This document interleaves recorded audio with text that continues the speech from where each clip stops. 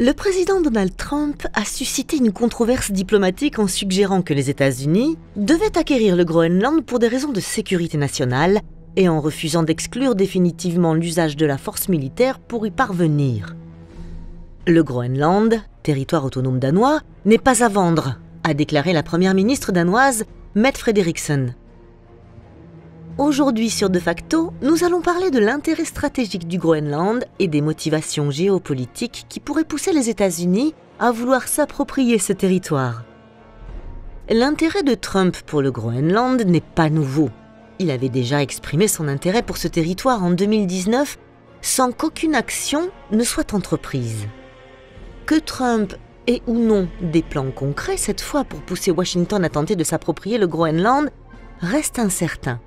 Cependant, étant donné ses déclarations répétées et ses invocations de la sécurité nationale, il est pertinent d'examiner la valeur stratégique du Groenland dans le cadre des priorités géopolitiques des États-Unis.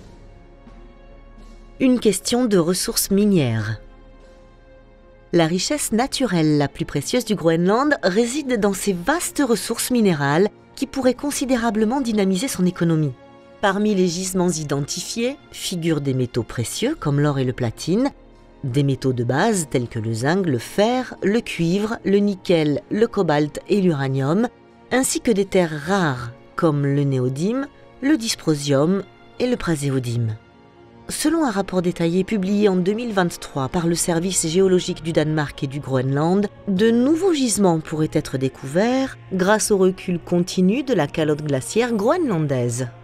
Les ressources en terres rares du Groenland sont particulièrement significatives. Ces éléments sont essentiels non seulement pour les technologies de batteries solaires et éoliennes, mais également pour des applications militaires. Si elles étaient pleinement exploitées, les réserves de Kvanefjells ou Quanersweet en groenlandais placeraient le Groenland parmi les principaux producteurs mondiaux. Durant les années 2010, les dirigeants du Groenland ont encouragé l'intérêt d'entreprises minières étrangères, notamment des sociétés chinoises, avant d'accorder finalement une licence à la société australienne Energy Transition Minerals, anciennement Greenland Minerals Ltd. Cependant, la prise de participation de Cheng Resources dans Energy Transition Mineral a suscité des inquiétudes au Danemark, dans l'Union européenne et aux États-Unis qui craignaient une tentative chinoise de dominer le marché des terres rares tout en limitant l'approvisionnement potentiel de l'Europe. En 2021, le Parlement groenlandais a interdit toute exploitation d'uranium, mettant fin pour l'instant au développement de Kvanefjeld. La même année, le gouvernement a également interdit toute nouvelle activité pétrolière et gazière, ce qui a dissuadé la plupart des sociétés minières d'investir dans le pays, craignant que leurs projets ne soient compromis par de futures décisions politiques. Les inquiétudes concernant la Chine. L'intérêt de la Chine pour le Groenland remonte à au moins une décennie. En 2015, le ministre groenlandais des Finances et de l'Intérieur, Vitus Kyrgyzstok, s'est rendu en Chine pour discuter de possibles investissements dans l'exploitation minière, l'hydroélectricité, les ports et d'autres projets d'infrastructure. Une entreprise chinoise, China Communication Construction Company, a proposé de construire 2 aéroports, l'un dans la capitale, Nuuk, et l'autre à Ilulissat. Une autre société chinoise, General Nice Group, a offert d'acheter une ancienne base navale danoise dans le nord-est du Groenland, tandis que l'Académie chinoise des sciences a demandé à construire un centre de recherche permanent et une station au sol pour satellites près de Nuuk. Ces initiatives ont suscité des réticences au sein de l'administration Trump, qui a exercé des pressions sur le Danemark pour convaincre le gouvernement groenlandais de rejeter une présence chinoise importante sur l'île. Les Danois et les Groenlandais ont obtempéré, refusant les tentatives d'investissement chinois. Intérêt de longue date des États-Unis. L'intérêt des États-Unis pour la sécurité au Groenland remonte à 1946, lorsqu'ils ont offert au Danemark 100 millions de dollars en lingots d'or pour l'achat de l'île. Les Danois ont poliment refusé, leur ministre des Affaires étrangères déclarant qu'ils ne pensaient pas devoir leur céder toute l'île.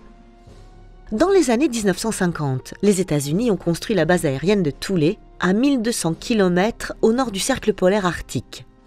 Initialement dédiée à la surveillance des missiles et aux communications radio, elle a été transférée à la nouvelle force spatiale des États-Unis en 2020 et rebaptisée Base spatiale de Pitoufik en 2023. Cette installation militaire, la plus septentrionale des États-Unis, dispose des capacités radar et de suivi mises à jour pour fournir des avertissements de missiles, une défense et une surveillance spatiale, ainsi que des missions de commande de satellites.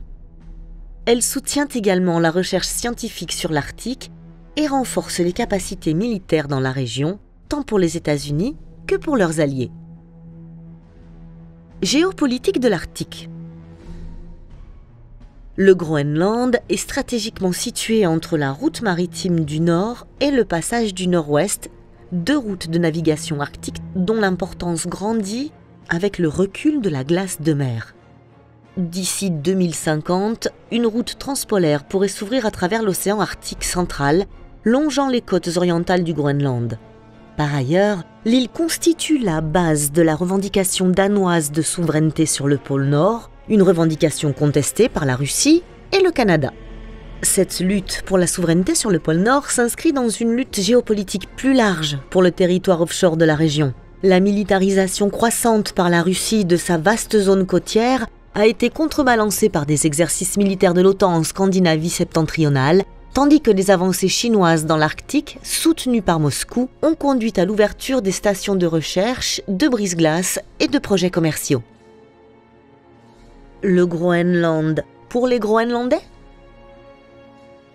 Malgré les propos de Trump, il est peu probable que les États-Unis recourent à la force militaire pour prendre le Groenland ou qu'ils utilisent des politiques économiques coercitives comme des tarifs pour faire pression sur le Danemark afin de négocier un achat.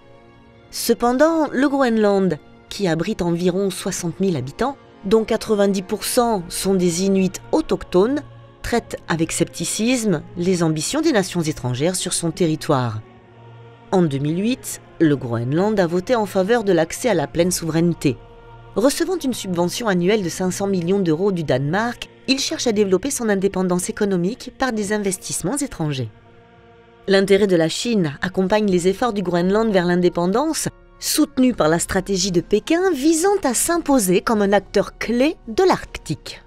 Cette stratégie repose sur l'idée qu'un Groenland indépendant serait moins lié à l'OTAN et à l'Union européenne et donc plus ouvert aux investissements étrangers. Ironiquement, les récents propos de Trump pourraient encourager le Premier ministre du Groenland, Moot Eged, à proposer un référendum en 2025 sur l'indépendance complète. Merci d'avoir regardé cette vidéo jusqu'au bout. Si vous avez apprécié le contenu, n'hésitez pas à laisser un like et à vous abonner à la chaîne pour ne manquer aucun de nos prochains sujets. Et si vous pensez que cette vidéo pourrait intéresser d'autres personnes, partagez-la autour de vous. Ça nous aide énormément à faire grandir la communauté de Facto. Vos retours sont précieux. Alors, laissez-nous un commentaire avec vos avis, vos questions ou vos idées pour de futurs projets.